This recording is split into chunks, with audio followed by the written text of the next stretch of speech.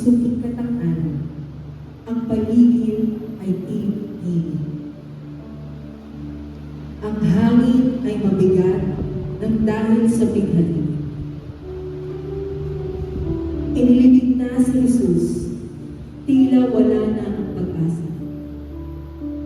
Si Maria Magdalena at ang iba pang babae ay tahimik na naglalakad patungo sa libingan, dala ang mga babae.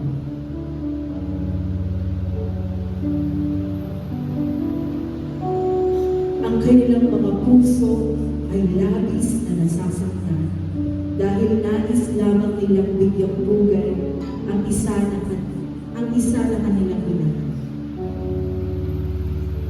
Ngunit may mali. Ang bato ay naigulong na. Bukas na ang libingan. Pumasok sila sa loob.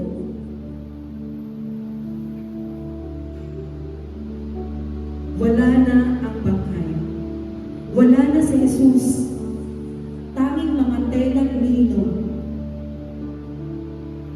Kumislap ang kanilang mga puso.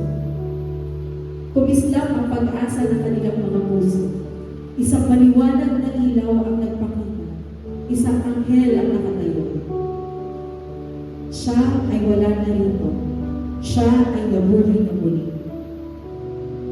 Ang kanilang mga luha ay naging pagkabangha.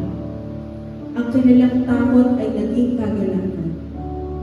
Tumakbo ang mga babae upang ibalita ang mabuting balita. Ngunit si Maria ay naniwan. Umiyak siya na may pusong nagdadalamhati. Nawala ang kanyang Panginoon. O iyon ang kanyang akala. Isang mahinang tinig sa likuran niya ang kanyang narinig. Siya ay lumingon at nakita ang isang tao. Inakala na iyon ang hardinero. At pagkatapos ay nalaman niyang buhay, iyon si Jesus. Buhay. Ang kanyang mga luha ay naging kagalakan. Habang ang ibang mga babae ay nagmamadali sa daan, biglang nagpakita rin sa kanila si Jesus.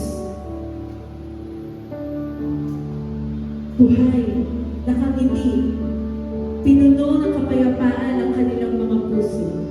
Sila ay lumubog at sumamba sa Kanya. Si Jesus ay tunay. Sila ay naging tagapadala ng pinakadakilang balita na nalaman ng mundo.